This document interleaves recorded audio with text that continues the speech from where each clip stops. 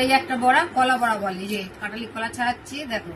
এই যে কাঁঠালি কলা নেব, এই যে একটু নারকেল নেব, একটু তালের গুড় নেব, একটু চাল গুঁড়ো নেব, নিয়ে এটাকে মাখাবো।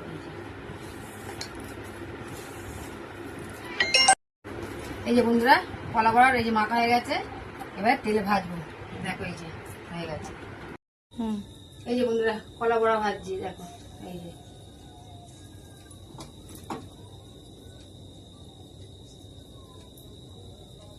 এই বন্ধুরা কলা বড়া ভাজা হচ্ছে দেখো, একটু বাকি আছে এখন।